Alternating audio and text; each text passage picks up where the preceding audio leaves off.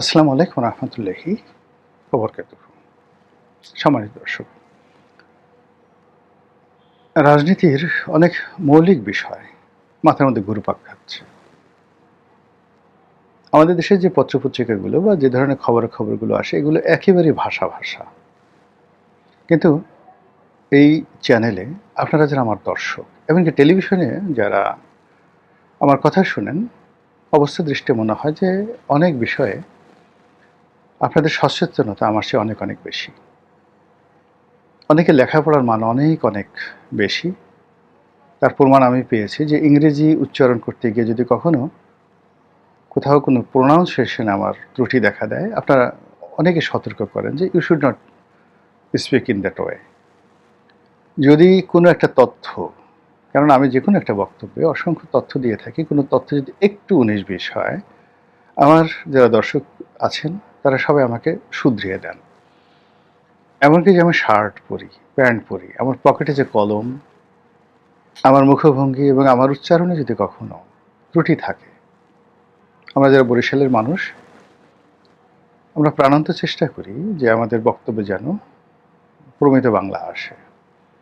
কিন্তু অবাক করার ব্যাপার হলো যে দক্ষিণ পশ্চিমাঞ্চলের যে সকল মানুষ রয়েছেন, বরিশাল, পটুয়াখালী, এই অঞ্চলের মানুষ সারাক্ষণ কথা বলবেন, কিন্তু কথার এক ফাঁকে কোত্থেকে যে একটা বরিশালের টান চলে আসে,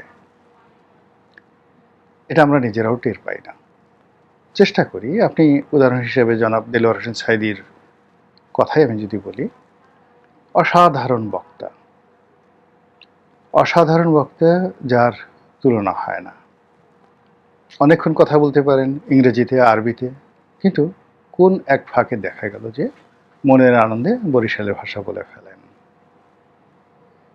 এমনকি মিঠুন চক্রবর্তী, এমনকি ধরুন এই যে শুভেন্দু, বা ধরুন আমাদের বরিশালের ছেলে আছে যারা নাট্য জগতে আছেন, তাদের কথা বাদ দিলাম, কিন্তু যারা ধরুন একেবারে সুপারস্টার হয়ে গেছেন, হানিফ সংকেতের মতো মানুষ, এদের মধ্যেও ঠিক এই ত্রুটিটি খুঁজে পাবেন। তো এই জন্য হয় কি যে আমি ভিডিও করার আগে একটু চেষ্টা চরিত করি, এবং ভিডিও করার সময় আমি দেখি যে নিজের অজান্তে আমার শরীর ঘামাতে থাকে আপনাদের টেনশনে। এবং সবসময় ডেইলি এই যে ভিডিওগুলো করি, সবসময় চিন্তা করি যে নতুন কিছু দিতে না পারলে, নতুন কিছু কথা না বললে আমার যারা দর্শক তারা কেন আমাকে শুনবেন, কোনো অবস্থাতেই শুনবেন। আর এখন মানে কারো বক্তব্য শোনা তো সহজ বিষয় নয়। এর পেছনে ইন্টারনেট রয়েছে, এর পেছনে সময় রয়েছে, মূল্যবান সময় রয়েছে। তো কাজে এখানে মৌলিক কোনো কিছু না বললে মানুষ কেন শুনবেন? তো আজকে যে বিষয়টি নিয়ে আলোচনা করবো সেটা একেবারে মৌলিক, এবং এটা নিয়ে ইতিপূর্বে কেউ আলোচনা করেনি, আমিও চিন্তা করিনি। আজকে হঠাৎ করে আমার একটা চিন্তা এলো। সেটা হলো, চিন্তা করুন যে একইভাবে সরকার পরিবর্তন হয়েছে পাকিস্তানে, বাংলাদেশে, শ্রীলঙ্কাতে এবং নেপালে এবং মালদ্বীপে। তো মালদ্বীপের বিষয়টা আলাদা, কিন্তু আমরা এই কয়টি দেশ অর্থাৎ বাংলাদেশ, পাকিস্তান, শ্রীলঙ্কা এবং যাকে বলা হয় নেপাল নিয়ে আলোচনা করি। কীভাবে হয়েছে? এখানে পাকিস্তানের সামরিক কূ হয়েছে এবং রাজনৈতিক কূ হয়েছে। ইমরান খানের পতনের কোনো রিজন ছিল না। মিস্টার ডোনাল্ড লু এবং ওখানে আমেরিকার যে ডিপ স্টেটের যারা কর্তা ব্যক্তি, তারা এই কাজগুলো করেছেন। This is one. বাংলাদেশের মতো করি, মানে অথবা শ্রীলঙ্কার মতো করে বাংলাদেশে, অথবা বাংলাদেশের মতো করে নেপালে, এই তিনটি দেশে তরুণরা রাস্তায় নেমে এসেছিল তাদের দাবি দেওয়া নিয়ে। তার প্রেক্ষিতে প্রায় 1.5 যুগের, অর্থাৎ 12 থেকে 15 বছর ধরে, বা 16 বছর ধরে, 17 বছর ধরে যারা দেশ চালাচ্ছিল এবং যারা প্রায় একটা ডাইনেস্টি তৈরি করে ফেলেছিল, ফ্যামিলি ডাইনেস্টি, বাংলাদেশে শেখ হাসিনা, তারপর নেপালে মিস্টার ওলি, প্রধানমন্ত্রী ওলি, আর ওখানে রাজাপাকসে পরিবার। Almost same, character is same.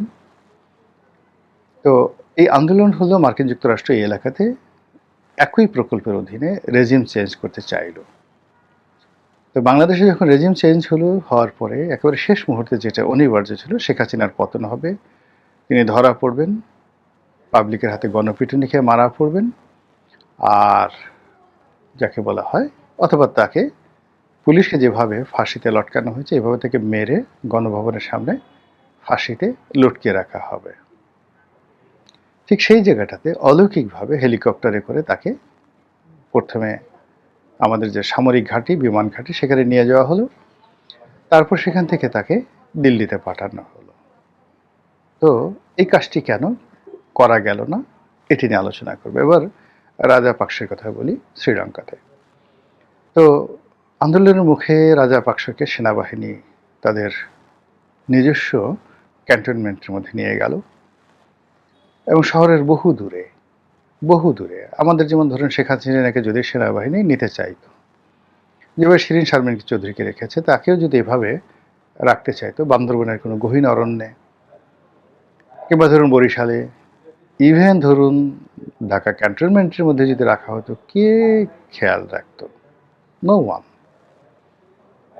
তো তদ্রূপ মহেন্দ্র রাজাপাকসকে সেখানে তারা সেনাবাহিনীর যাকে বলা হয় জিম্মায় নিয়ে নেওয়া হলো এবং পরিস্থিতি যখন সাধারণ হলো, স্বাভাবিক হলো, তখন তাকে আবার ফিরিয়ে আনা হলো।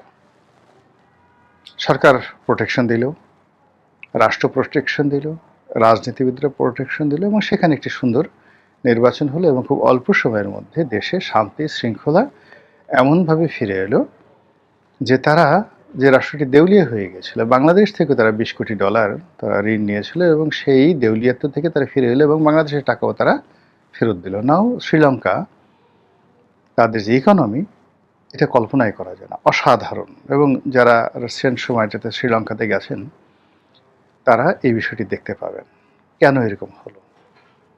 দ্বিতীয় প্রশ্ন। তৃতীয় হলো নেপাল। নেপালেও এরকম একই অবস্থা। আমেরিকাই রেজিম চেঞ্জ করেছে এবং এই রেজিম চেঞ্জের পেছনে আমেরিকা এবং ভারত একসাথে কাজ করেছে। কিন্তু এখানে রাজনীতিবিদ, সিভিল সোসাইটি, মিলিটারি এবং পুলিশ তারা কোনো অবস্থাতেই সাবেক প্রধানমন্ত্রী যেন অপমানিত না হন, লাঞ্ছিত না হন, সেই ব্যবস্থা প্রোটেক্ট করেছে। তাকে কোথাও পালিয়ে যেতে হয়নি, কিন্তু তাকে প্রোটেক্ট করা হয়েছে। তাকে নির্বাচনে অংশগ্রহণ করতে দেয়া হয়েছে এবং এখন যেটা নেপালের যে অবস্থা, সেটা একটা বিস্ময়কর।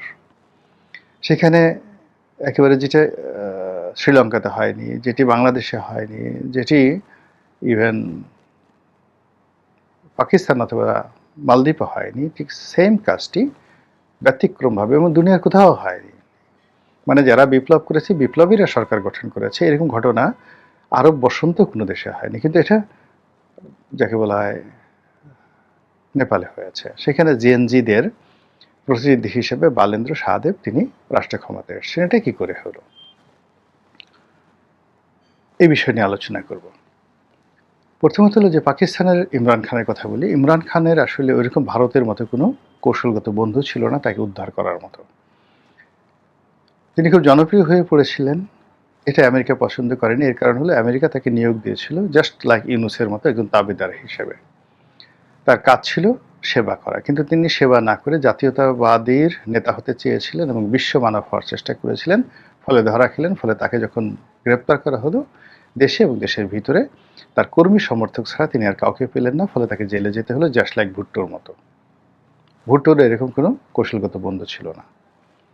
শেখ হাসিনা রক্ষা পেলেন এই কারণে যে শেখ হাসিনার কৌশলগত ভারত তার বন্ধু ছিল এবং এখন পর্যন্ত আছে।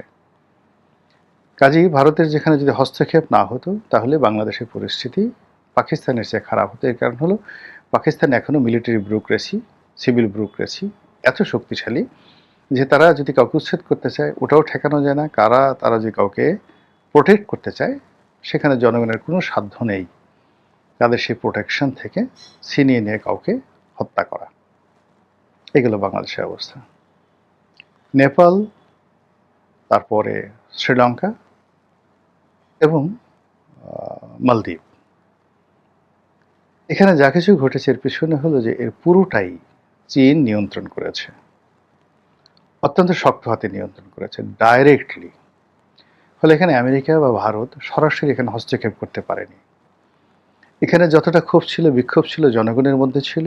আর জনগণের মধ্যে যে ক্ষোভ ছিল তাদের মধ্যে একটা চীনের উপর তাদের একটা বিরাট বিশ্বস্ততা ছিল। চীন যেমন আমরা এখন বাংলাদেশে বহু মানুষ ভারতকে ঘৃণা করে, এখন আবার আমেরিকার প্রতি মানুষের ঘৃণা প্রবল। কিন্তু চীনের যে সকল ইকোনমিক কলোনি রয়েছে সেখানে জনগণের মধ্যে চীনের ব্যাপারে কোনো নেতিবাচক প্রতিক্রিয়া তৈরি হয়নি। তো কাজে যারা পরাজিত হয়েছেন তারা যেমন চীনপন্থী, আবার যারা বিজয়ী হয়েছেন তারাও চীনপন্থী। চীনকে বাদ দিয়ে তারা ভারতকে বা আমেরিকাকে বন্ধু হিসেবে গ্রহণ করেনি বা এদের কারো কাছে দেশ বিক্রি করেনি, শ্রীলঙ্কাও করেনি, নেপালও করেনি। ফলে এখানে দেখা গেল যে বেজিং থেকে যেভাবে বলা হয়েছে যারা বিজয়ী হয়েছে তারা ওইভাবে নিজেদেরকে নিয়ন্ত্রণ করেছে, যারা পরাজিত হয়েছে তারাও ঠিক সেইভাবে নিয়ন্ত্রিত হয়েছে। ফলে ওখানে অসম কিছু হয়নি, চক্রান্তটা মোটামুটি মাঝ আকাশে, ধরেন আপনাকে একটা ক্ষেপণাস্ত্র কেউ নিক্ষেপ করলো, সেই একটি ক্ষেপণাস্ত্র আপনি মধ্য আকাশে পাল্টা ক্ষেপণাস্ত্র ছুড়ে নষ্ট করে দিলেন। ঠিক এইরকম চীনের সেই কৌশলের কাছে নেপালকে নিয়ে আর শ্রীলঙ্কাকে নিয়ে যেটা করেছিল সেটা হয়নি। আরেকটা ছোট্ট উদাহরণ দিয়ে আজকে ভিডিওটি শেষ করব। সেটি হলো, ধরুন এখন মায়ানমার যুদ্ধ মিলে প্রায় 8টি পক্ষ যুদ্ধ করছে। এদের মধ্যে যুদ্ধের কারণ হলো আঞ্চলিকতা, যুদ্ধের কারণ পারস্পরিক স্বার্থ। কিন্তু এই 8টি পক্ষ যারা পরস্পরের বিরুদ্ধে যুদ্ধ করছে তারা সবাই আলটিমেটলি চীনের বন্ধু। আলটিমেটলি চীন তাদের সবাইকে সহযোগিতা করছে মোরলেস, এবং চীন এখানে মানে চীনের কমিউনিস্ট পার্টি যেমন ধরুন আরাকান আর্মির সাথে সম্পর্ক রক্ষা করেছে, এমনকি আরশার সাথে তাদেরও সম্পর্ক আছে, রোহিঙ্গাদের সাথে তাদের সম্পর্ক রয়েছে।